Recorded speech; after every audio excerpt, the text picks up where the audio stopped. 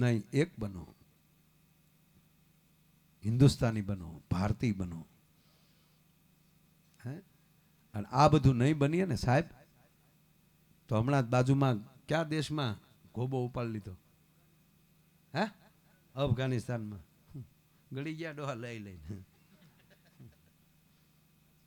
છે તે વળ નહીં નહીં, આ ભાવ કાઠલા મળે ને મૂછું મળે એને કહું છું. છે તે વળી એવડે આવ્યા હોય તો એ ક્યારે 20 જણા સ્ટેન્ડ લઈને આવે. અક્ષરધામમાં 4 જ આવ્યા હતા. ગયો તો કોઈ? 130 તો સંતો બેઠા હતા ત્યાં. 4 જ હતા ખાલી. અને ખાલી 40 સરદાર બેઠા હોય અને 300 આતંકવાદી જાય લે એના ગુરુદ્વારામાં કરે થાળો લે ભસડકાવી નાખે. હો શું કામ? ત્યાં એકતા છે પંજાબમાં.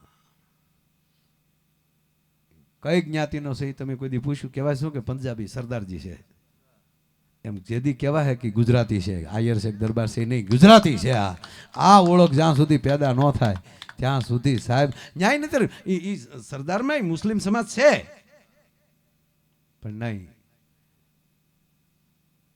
એક જ દેખાશે ત્યાં તમામ પંજાબી. અને એની બટાલિયન હોય, એ મિલિટરીમાં હોય તો એનો રંગ જ નોખો હોય. હા, અહીંયા એક જ આપણે હમણાં ભાવનગર તળાજા આવ્યા હતા આપણે, શું નામ? ગડુ સાહેબ. હે હા લીએ કઈ કોઈ જી વાય ગુરુજી કા ખાલસા કે વાય ગુરુજી કી ફતેહ. એમાં કાંઈ ઘટે નહીં સાહેબ. પાયામાં કોણ છે? ગુરુ આજ્ઞા છે. એ ક્યાં જાય છે? તો ગુરુદ્વારે જાય છે. અને જ્યાં ગુરુ હોય ત્યાં જ્ઞાતિવાદ કોઈ દી ન હોય. જ્યાં ગુરુ બેઠો હોય ત્યાં કોઈ દી જ્ઞાતિવાદ ન હોઈ શકે. એટલે કહે છે કે લહેર કરી છે ત્યારે એક થવાની જરૂર છે. કોઈ કોઈની ઘેરે નથી નાખી જવાનું, કોઈ કોઈનું રાપું લેવા કોઈ નથી આવવાનું. હેના વાદ એમ શું કામ આ થાય એ સમજાવ. કારણ ઠંડે કોઠે બેહીને એમ કહેજો આ આપણે શું ઉપાડો લીધો એમ, આ શું કામ એમ. હાલો ઈવડાઈ કરે ને કરવા ગયો ને આપણે તું અહીંયા ઊભો રહે તાર બાપુજીનું હું વયું જાય એ કે ને એમ. આ વાદમાંથી માણસ બારો નહીં આવે. વ્યક્તિ પસંદગીમાં માણસ નહીં આવે તો કોઈ દી પાર નહીં આવે. તમને મોટા મોટી કોઈને બીમારી લાગી હોય, કેન્સર જેવી થઈ ગઈ હોય બીમારી, અને પછી કીધું કે મોટામાં મોટો ડૉક્ટર ગોતવો જોઈએ, ત્યારે આપણે એમ કે ભલે મરી જાય પણ આપણી નાયત ન હોય એવો ગોતજો કે કોઈ. કોકની ઉપર મોટામાં મોટું કાંઈક તકલીફ પડીને મોટો કેસ થઈ ગયો અને કીધું કે હારામાં હારો વકીલ રાખો દો નકર આમ જો જન્મ ટીપ થવાની છે. તો કીધું ભલે જન્મ ટીપની ફાંસી ભલે મળે પણ આપણો વકીલ નાયત નો ગોતજો. કીધું કોઈ હલવાઈ ક્યારે નથી જોતા યાર. આ બધું હાવ હલવાઈ નહીં, હાવ નવીરા એ કરતા હાવ લુકેશ પાલટી હોય ને એ કાંઈ નથી, બેઠા બેઠા ખોટા વાદ ઉભા કર્યા કરે.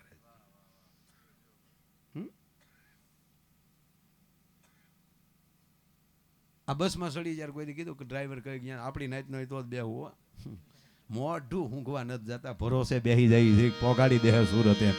હે એટલે જ્યાં ભરોસો ન હોય નિત્ર ન કે ઉભર ભાઈ ડ્રાઈવર કઈ નાઈટ નો છે, હાયર હોય તો આપણે બેહી કહેવાય ગયા. નહીં, ડ્રાઈવર છે, સંચાલક છે, એનું નામ ડ્રાઈવર જ હોય, એમાં જ્ઞાતિ બીજી ન હોય. આ સ્ટેજ ઉપર બેઠો ત્યાં સુધી તો હું સાથી ઠોકીને કહું કે હું આયર છું જ ને, કલાકાર છું, સર્વ જ્ઞાતિ મારી છે. આ ભાવ આવી જાય એટલે એટલો જ ફેર પડવાનો. નગર એક બેન ને આવી બળિત્રા વાળ ખરી ગયા એક બેન ને, તેને જ વાળો માથામાં, અને પાછા બ્યુટી પાર્લરમાં ગયા. બોલો એટલે બ્યુટી પાર્લર વાળા બેને એમ જોયું આમ તેણી વાળ ગોચ્યા કે બેયના વાળનું શું કરવાનું છે, કટિંગ કરવાના છે અથવા તો કંઈ.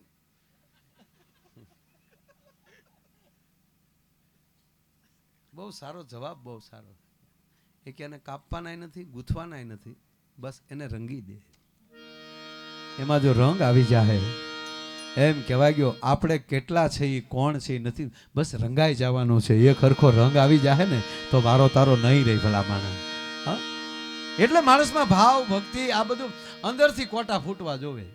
અંદરથી જો માણહાઈના કોટા ફૂટી જાય, કોણ છે એ મટી જાય અને માણસ બની જાય તો બધું સરળ છે. ગાડીના ડ્રાઈવર છે, પાયલોટ. પ્લેનમાં બેસી ગયા અમેરિકા સુધી 18 કલાક સુધી આકાશમાં તમે ઘારા કરતા વયા જાઓ. 18 કલાકમાં કોઈ દી તમને એવો વિચાર ન આવે કે આ કઈ કોણ છે. અહીંયા તમે 8 કલાક બસમાં હુતા હો ભાઈ, સ્લીપિંગ કોર્સમાં, કોઈ દી તમને જિંદગીમાં વિચાર નહીં આવે કે હાલ હું જાણીતો લઉં આ ડ્રાઈવર કેવો છે. નહીં જ આવે. શું કામ? ડ્રાઈવર છે, સંચાલક છે. આ વરણ છે ને, જ્ઞાતિ વસ્તુ છે ને, એ વ્યવસ્થા હતી. જીમ સચવાઈ રહે એ માટે એક વ્યવસ્થાના ભાગમાં આપણે જ્ઞાતિ, એ વ્યવસ્થાને આપણે વાદમાં મૂકી દીધી. વ્યવસ્થાને વાદની અંદર નાખી દીધી આપણે. અને પાછું જ્ઞાતિવાદ હિન્દુ મુસ્લિમનો તો એવો છો, કલરે ફેરવી નાખ્યો. લીલો કલર એનો, લાલ આપણો. હા, સલીમ લાલ પર ઉઠીને બેઠો જાય. રસૂલ આપણો સલીમ બોલાઈ ગયો. આખો દી સલીમ હતો ને, કાલે આરે સલીમની અહીંયા લગ્ન હતા. આ રસૂલ ખાન અહીં બેઠો, ભગવો પહેરીને બેઠો. સાધુડા ભેગો જ રોજ રહે. એક સાધુ એને ઓળખે, બરોબર.